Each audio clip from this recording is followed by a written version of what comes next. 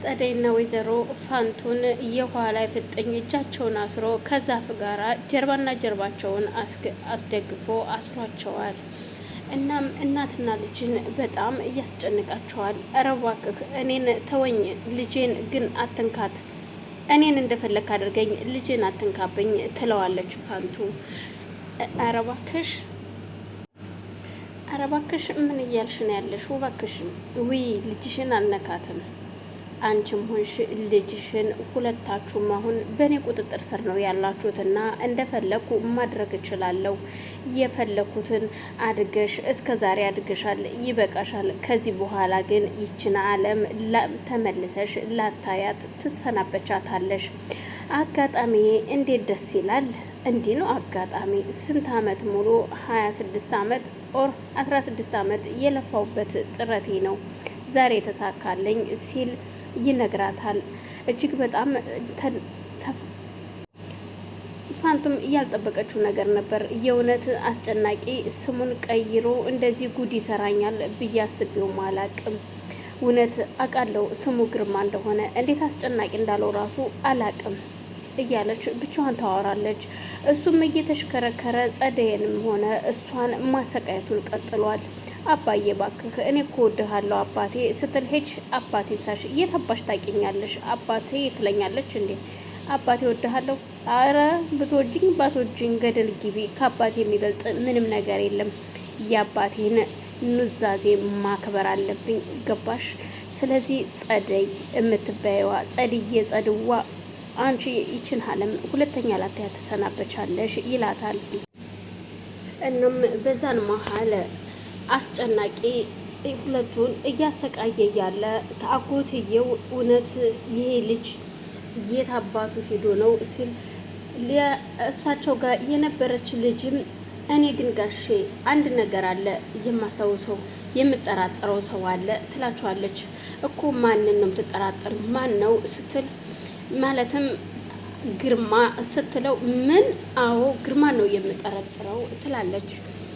ግርማማ ያለበትን ቦታ አውቃለሁ፣ ስለዚህ ግርማ ጋር መሄድ አለብኝ ማለት ነው ሲሉ አዎ ጋሼ እኔ ግርማ ነው የምጠረጥረው ስትለው ምክንያቱም የግርማ ስም መቀየር አሜሪካን ሳይሄድ ከአሜሪካ ነው የመጣሁት ብሎ መዋሸቱ ሁሉ ግራ አጋብቷቸዋል። እናም በይሽኝ አሁን ወደዛ ሄዳለው ሲል አጎትም ግርማ ወዳለበት ቦታ ይገሰግሳሉ። ከዛም እነ ልዑል ደግሞ ተሰባስበው እየፈለጉ ነው ጸደይን። የሉል አባትም በየጫካው እየሄደ እረ ጸደይ የት ነሽ? ወይኔ ጉዴ የሰው ልጅ አምጥቼ ሳይቸግረኝ ወይኔ ጉዴ እያለ በየጫካው ይፈልጋል። ሉልም ወይኔ ለዚህ ሁሉ የዳረኳት እኮ እኔ ነኝ፣ እንሂድ ብዬ ባላስጨንቃት ኑሮ አትመጣም ነበር ጸደይ ሲል ይለምማጸናል። እረ ጸደይ የት ነው ያለሽው? ጸደይ እባክሽ ሲል ሲደክመው መንገድ ላይ ቁጭ ይላል። ያስጨናቂ አጎት ልጅም እንዴ ምን ሆነ ነው አንተ ግን? ቆይ እዚህ ቁጭ አልኩ፣ አሁን ምን ያጨናንቃል? አቦ ቆፍጠን በል ወንድ ልጅ አይደለህ እንዴ ሲለው ቆይ እኔ ግን አልገባኝም፣ ከእናንተ ጋር ቆፍጠን ማለት ምንድን ነው? እየገባኝ አይደለም። ደከመኝ፣ እንዴት አባቴ ሁኜ ልንቀሳቀስ እንዴ ሲለው እሱም አዎ ደከመኝ ሊያስኬድህ ይችላል፣ ግን ደግሞ ለምን እየት ሄደች እየጠፋች ማለት አያስፈልግም፣ የትም አትሄድም፣ እናገኛታለን። ስለዚህ አሁን ተነስና ይልቁን ስንፈልጋት ይለዋል።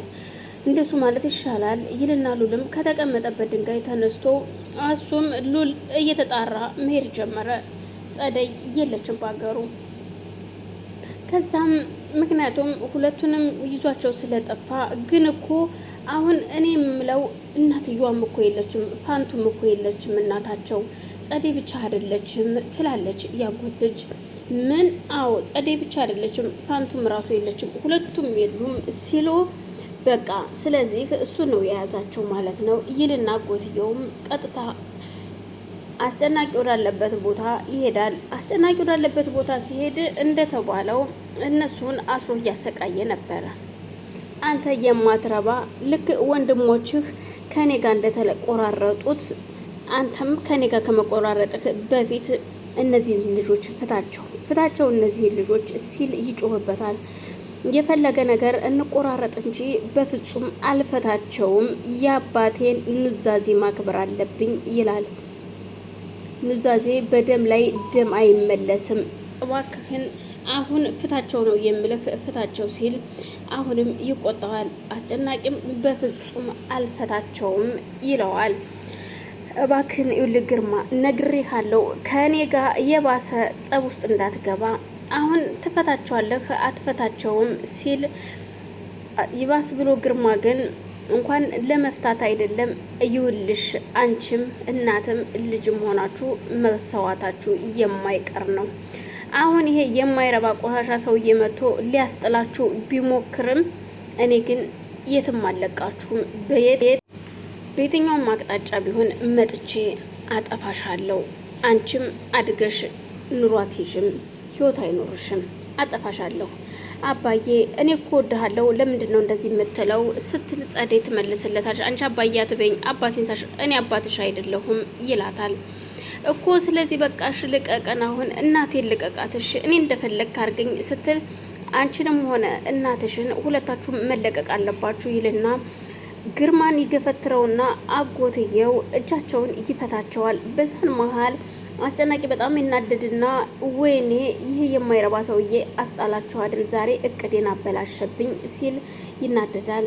እነሱም ከተፈቱ በኋላ እናመሰግናለን አጎታችን እግዚአብሔር ያክብርልኝ ትልና ፋንቱም ወደ ቤት ሄዱና በሉ እንሂድ አሁን ነገሩ ግን ሚስጥር መሆን አለበት መስማት የለባቸውም እነ ሉል